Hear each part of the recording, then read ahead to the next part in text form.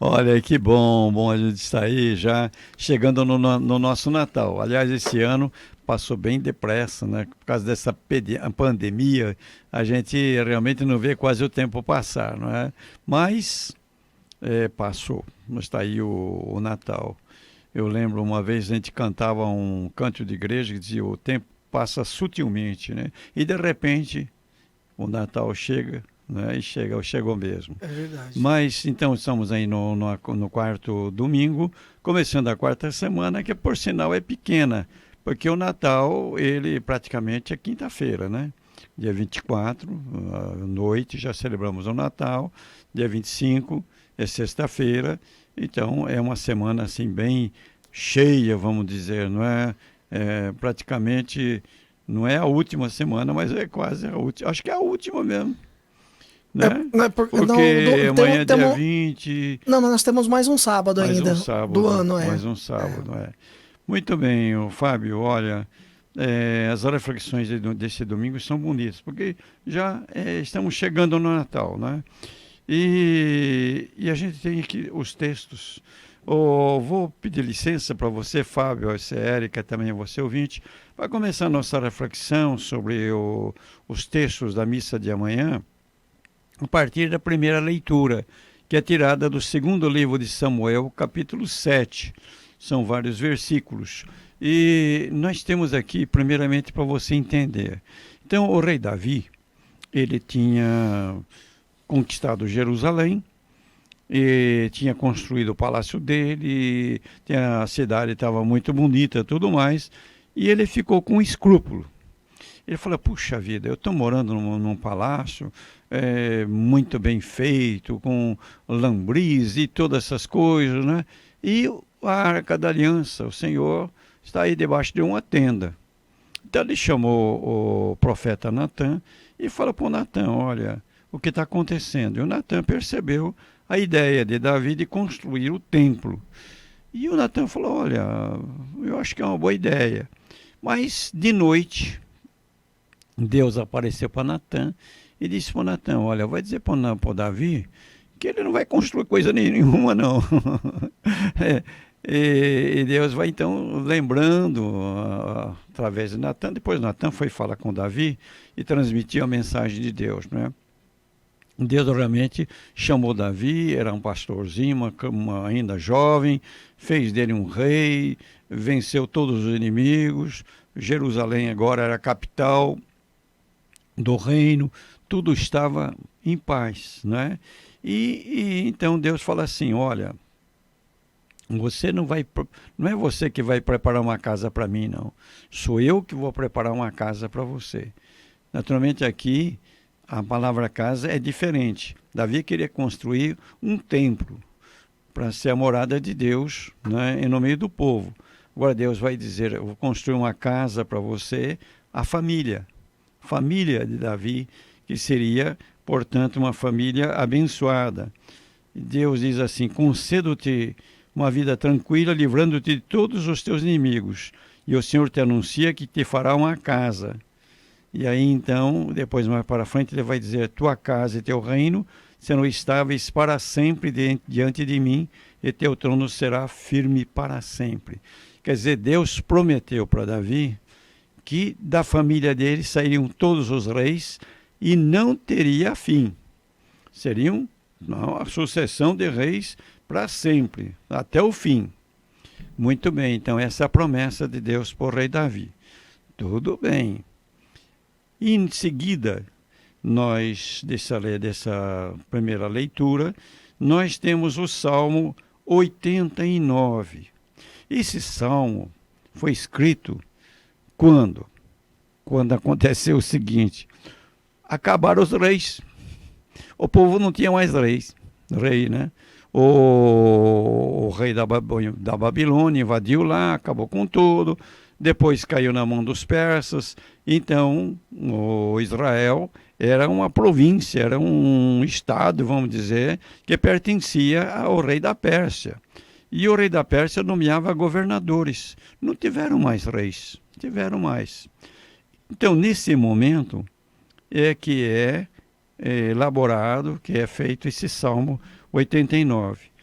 ele começa aqui as três partes que nós temos na missa de amanhã, são lembranças da promessa que Deus fez a Davi, que nós vimos aí no segundo livro do Samuel. Então, primeiramente, o salmista ele vai lembrar que Deus é poderoso e é fiel.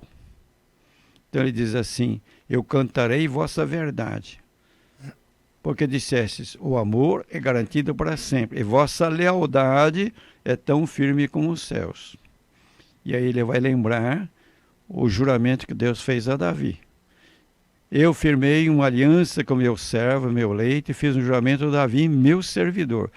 Para sempre, no teu trono, firmarei tua linhagem, a descendência, de geração em geração, garantirei o teu reinado. Então o Salmo vai lembrando essa promessa que Deus fez ao rei Davi.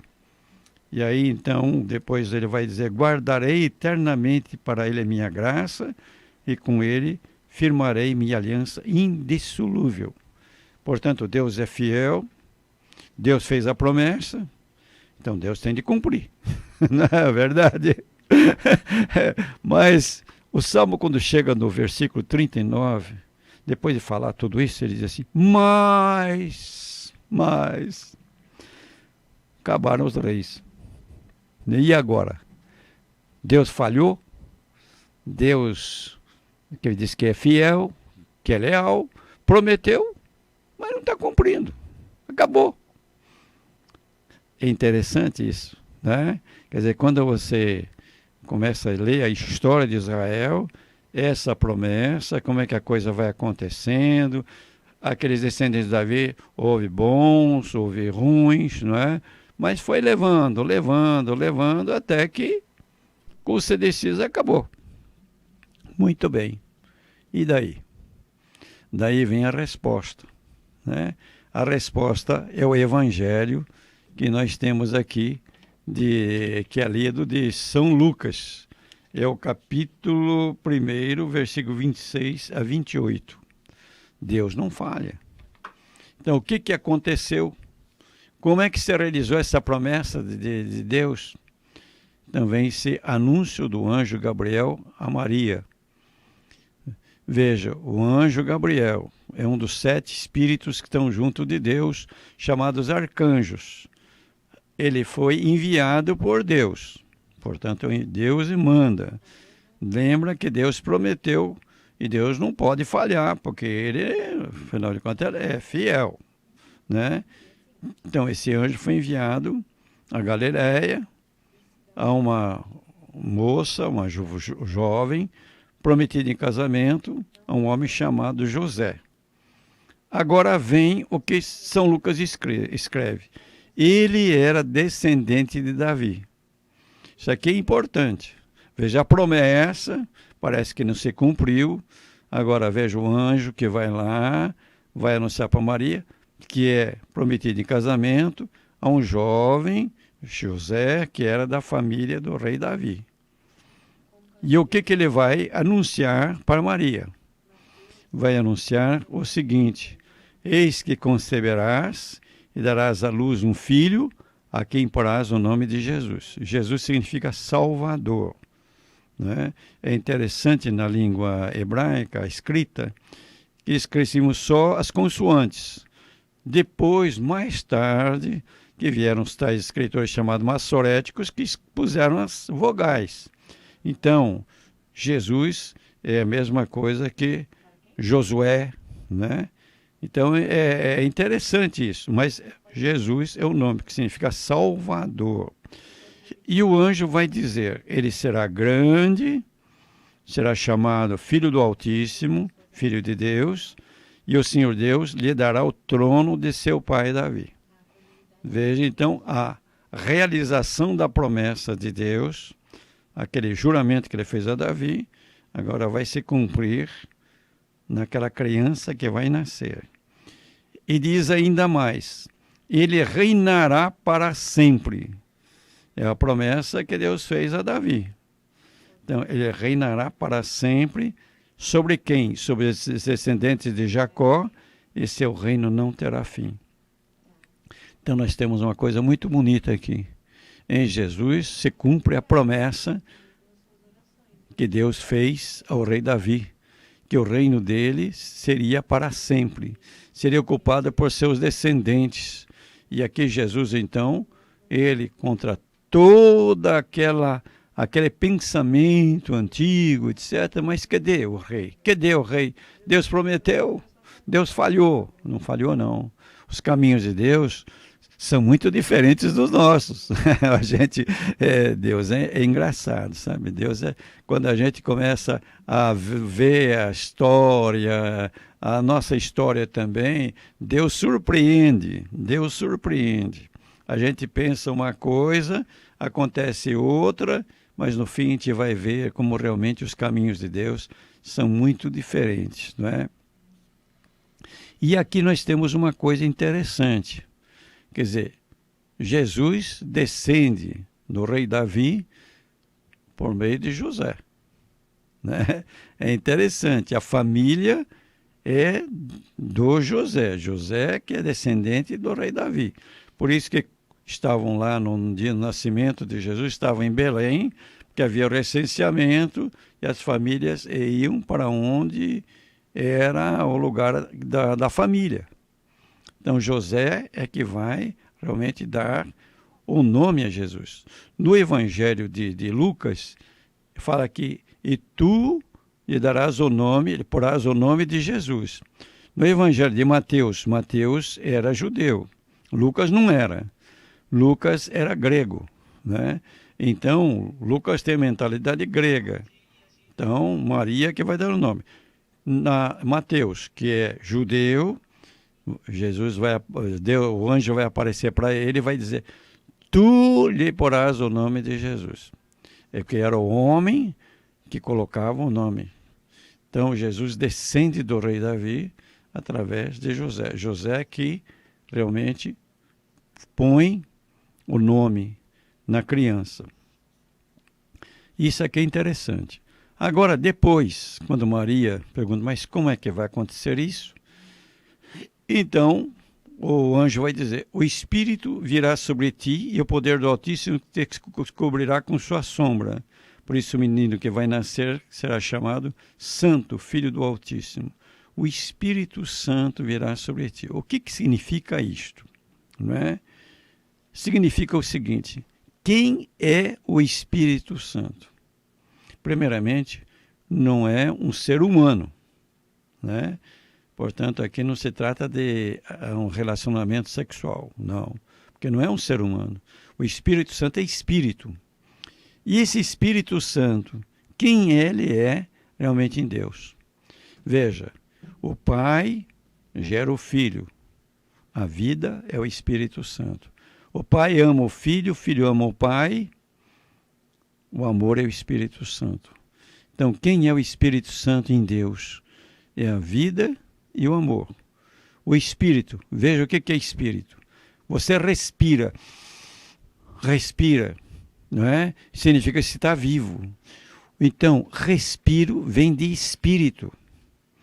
Quer dizer, o que é o Espírito dentro de nós, a alma? É a vida que está dentro de nós. Então, assim, em Deus, a vida é o Espírito Santo. E o amor é o Espírito Santo. Então, o que vai acontecer em Maria é obra do amor e da vida de Deus.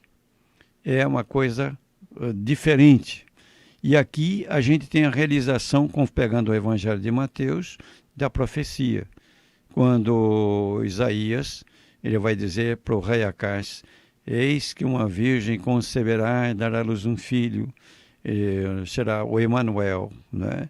Quer dizer, que ele realiza aqui, São Mateus vai dizer, realiza aqui a profecia de Isaías. Veja, portanto, o texto é muito rico, se a gente compara com outros textos, principalmente aqui no caso, com o texto de Mateus. Depois, o anjo vai dizer para Maria, Isabel, tua parenta, concebeu um filho na velhice. Este é o 6º mês daquela que era considerada estéril, porque para Deus nada é impossível. Quer dizer, Deus pode realizar tudo. Só quando é o absurdo. Quando é absurdo, daí não. Deus não pode fazer um uma bola quadrada. Porque ou é bola ou é quadrada, né? Deus não pode fazer o quê? Um homem que não tem alma. É claro, porque isso é absurdo. Mas contra as outras coisas, Deus é capaz de fazer tudo. Para Deus tudo é possível. Mas, pegando esses dois textos e o Salmo também, que completa o Salmo, pena que cita só um pedaço do Salmo, mas aquela segunda parte do Salmo que questiona, né? Questiona mesmo, né? Questiona Deus, né? O Senhor prometeu e agora não, acabou tudo. Como é que é esse negócio? O Senhor é leal, é fiel ou não é? E aí a resposta que vem é Jesus Cristo. Jesus é que vem realmente ser aquele descendente do rei Davi, que será Deus no meio de nós, Emmanuel, e aquele que vai ser o Messias esperado. Que não vai ser um rei que nem o rei Davi, mas o reino de Deus, o reino eterno, o reino dos céus. Você veja como é bonito esse domingo, hein? Como é bonito, né? A gente vendo Jesus como realização da promessa de Deus para o rei Davi. Agora, a segunda leitura da carta de São Paulo aos Romanos, é o capítulo 16, versículo 26 a 27. Então, São Paulo aqui, primeiramente ele dá glória, né, àquele que tem o poder de vos confirmar na fidelidade ao meu evangelho, a pregação de Jesus Cristo. Portanto, a Deus, né? Evangelho, a pregação de Jesus Cristo, de acordo com a revelação do mistério mantido em sigilo desde sempre. O que é esse mistério? A gente, quando fala de mistério, a gente pensa que é uma coisa misteriosa. Não, o mistério de Deus não é isso, não. O mistério de Deus é o seguinte, que a gente não entende, às vezes, os caminhos de Deus. A gente não entende, muitas vezes, quem é Deus, né? Mas Deus vai se revelando. E Deus se revela a Paulo, e Deus revela o seguinte, a salvação é para todos os povos, para todas as nações, não é só para Israel, não, é para todos os povos. Ele diz assim, o mistério mantido em sigilo para sempre. Agora, esse mistério foi manifestado e mediante as escrituras proféticas, já conforme a determinação de Deus eterno, foi levado ao conhecimento de todas as nações para trazê-las à obediência da fé. Então agora nós sabemos, Deus em Jesus Cristo, ele trouxe a salvação para todos nós, né? Então esse é o mistério que se revela. Eu me lembro de uma colocação muito interessante, Fábio. É o seguinte, Deus, alguns veem como um enigma, uma charada. Então, você começa lá, Deus é um só, Deus é uno, não tem divisões, etc. Mas são três pessoas. Então, você tenta encaixar as coisas, que nem quando você está adivinhando uma charada, uma coisa assim. Então, para muita gente, Deus é um enigma, uma charada. Mas Deus não é enigma, não. Deus é um mistério, quer dizer, uma coisa, ele é tão grande, mas assim, quando a gente se encontra diante de uma luz que ofusca os olhos da gente, uma luz brilhante.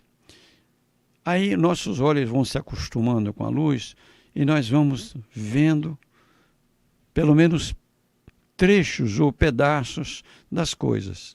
Assim é Deus. Quando ele se revela para nós, se revela em Jesus, né? A gente vai devagar percebendo, tendo a experiência melhor. Porque Deus a gente atinge pela experiência, não é pela cabeça. Porque a cabeça leva a gente para como se Deus fosse um enigma, se fosse uma charada. Agora a experiência não, você vai realmente colocando Deus na sua vida, ele vai colocando Jesus Cristo na sua vida, como Salvador, como Redentor, né? Como Libertador, como aquele que vem responder aos nossos desejos e anseios, não é? E aí então essa experiência que é muito mais importante.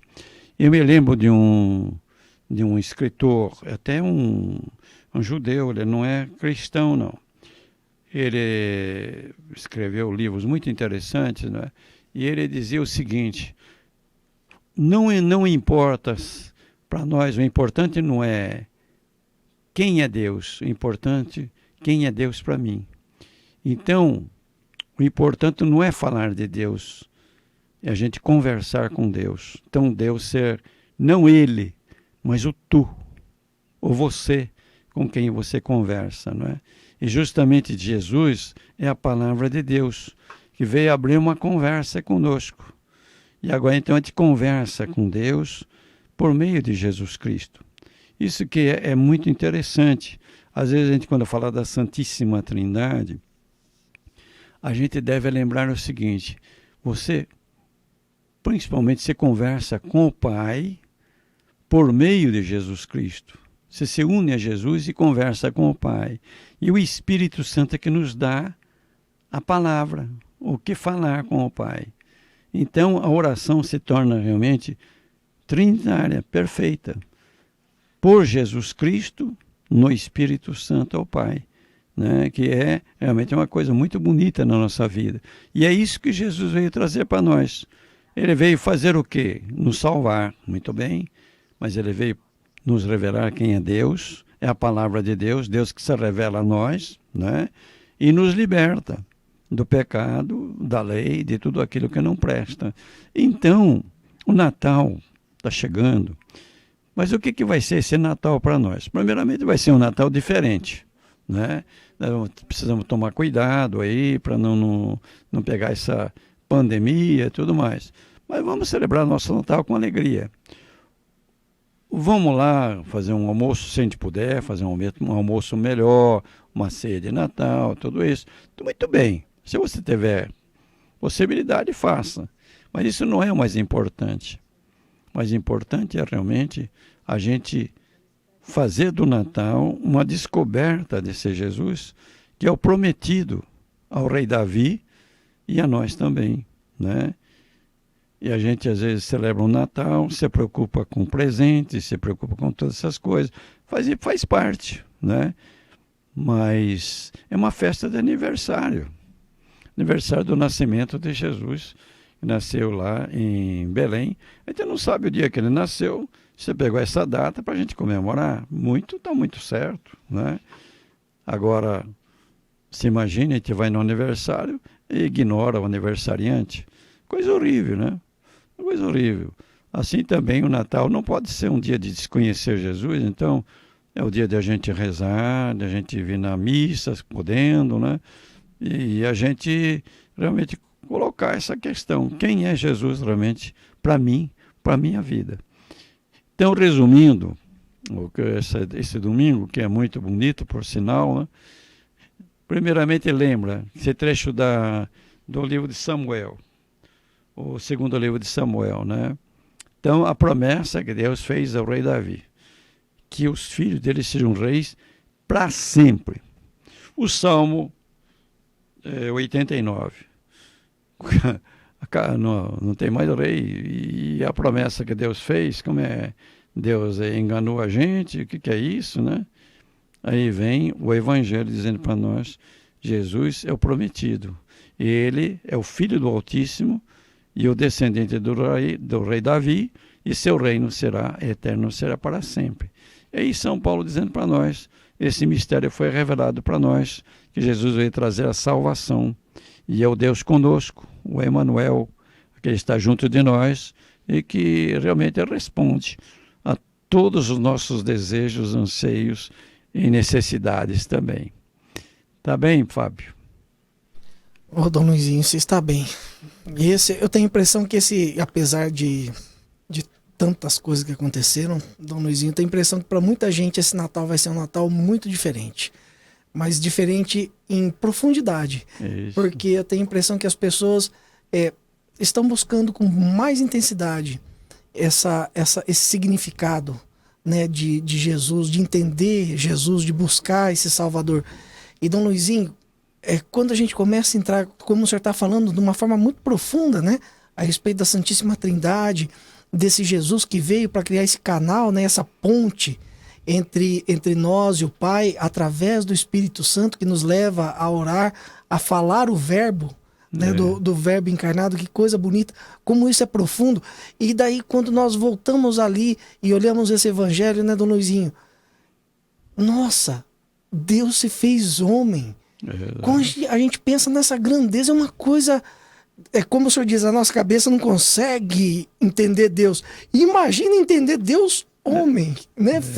E nasceu criança, se fez igual a todo mundo, no ventre de uma mulher, claro, de uma forma especial, né? De uma mulher puríssima e de uma forma especial. Mas olha, ele nasceu numa família, né? Ele cresceu numa família, educado por um descendente de Davi, mas nasceu numa família, aprendeu a andar, a se portar como uma pessoa de uma forma tão comum, né, Dom Luizinho? Exato. Que as pessoas não reconheciam que ele era, que era o Deus encarnado. Então a gente olha, essa grandeza de Deus é uma coisa da gente ficar sem palavras. Exato. Que coisa maravilhosa isso tudo. Realmente é apaixonante. É apaixonante, viu? Hoje nós estamos lendo no ofício de leituras, você sabe que nós padres temos de rezar por vocês, não é? Sim. E nós temos um momento que se chama ofício de leituras. Então, tem primeiramente um cântico, que naturalmente a gente não canta sozinho, a gente reza, né? Depois 3 salmos, ou então um salmo dividido em 3 partes. Hoje é um salmo dividido em 3 partes, né? E depois nós temos uma leitura da Bíblia e uma leitura de um padre antigo, chama padre, aqueles primeiros escritores da igreja. E hoje nós temos de Santo Irineu. É muito interessante, muito interessante. Deus veio fazer homem justamente para nós nos voltarmos para Deus morar em nós. É essa expressão que ele fala. Ele diz: o homem é a glória de Deus. É interessante essa colocação. Olha que bonito isso. Bonito esse... Quando a gente lê esses antigos, né? Esse era grego, o Irineu. Mas, olha, realmente a gente fica entusiasmado mesmo. E eu acho que é uma coisa tão bonita lembrar, como você falou, não é? Deus veio morar no meio de nós. Eu gosto muito dessa expressão que é de Isaías, e São Mateus, ele insiste. Jesus é o Emmanuel. Quer dizer, você não precisa procurar Deus nas alturas, nem nas profundidades, nem ir longe para encontrar Deus. Deus está dentro de você, porque ele é Emmanuel, é o Deus conosco. E mais ainda, é o Deus em nós. Você é templo de Deus. Deus mora dentro de você. E isso que Jesus veio trazer para nós. Então o Natal nos lembra isso, a proximidade de Deus. Porque quando a gente lê na história as religiões antigas, mas meu Deus do céu, os deuses daqueles povos moravam não sei aonde, lá nos cafundó do mundo, né? O nosso Deus não. Nosso Deus está conosco. Onde você for, Deus está com você. É o Deus companheiro, amigo. E a gente deve lembrar muito na nossa vida e pedir muito ao nosso Deus que não nos deixe separar dele. Ele não se separa de nós, mas nós podemos nos separar dele. É verdade. É muito bonito o Natal, essa colocação, né? Jesus é um Emmanuel, um Deus conosco. Deus próximo, não Deus remoto. Você não precisa gritar para conversar com Deus. Você pode conversar no seu pensamento, que ele está ouvindo o que você fala, né? Porque Deus é Espírito. Que coisa linda. E Dom Luizinho, isso é testificado, né? Através dos santos ao longo do tempo da igreja. São Paulo deixou escrito, né? Não sou eu mais que vivo, mas Cristo vive em mim. Jesus disse: eis que estarei convosco até o final dos tempos, até o último dia. E quantos santos que temos o testemunho, e já me lembro já de cara de São Padre Pio, que as pessoas que iam vê-lo celebrar a missa, dizem que no momento da consagração, que era o próprio Jesus que estava ali Muitas pessoas tinham a graça de poder ter essa visão espiritual, que era o próprio Jesus ali, ou seja, ele se faz no meio de nós. Que coisa maravilhosa, não, Luizinho? Isso é coisa para a gente pensar por uma vida inteira, né? Não em uma hora, em meia hora de programa. Que coisa maravilhosa, Dom Luizinho.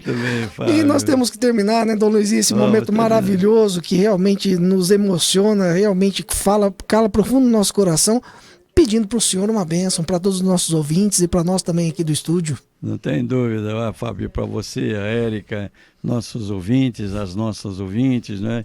Olha, desejando aí um Feliz Natal, um Santo Natal, que seja um dia de grande encontro realmente com o nosso Jesus Cristo, nosso Salvador, o nosso Deus, né? Que vocês tenham paz, que vocês tenham uma família unida, que vocês tenham saúde, e vocês tinham tudo de bom, né? Então eu desejo de coração, porque sábado que vem é depois do Natal, né? E vou dar essa bênção justamente pedindo essas graças do Natal para vocês. Nosso Senhor Jesus Cristo esteja diante de ti para te guiar. Amém. Atrás de ti para te proteger. Amém. E aos teus lados para te acompanhar. Amém. Pela intercessão da bem-aventurada sempre Virgem Maria, Mãe de Jesus e nossa mãezinha querida, de São José e de todos os santos, desça sobre ti a bênção de Deus Todo-Poderoso, Pai, Filho e Espírito Santo, e essa bênção permaneça para sempre. Amém.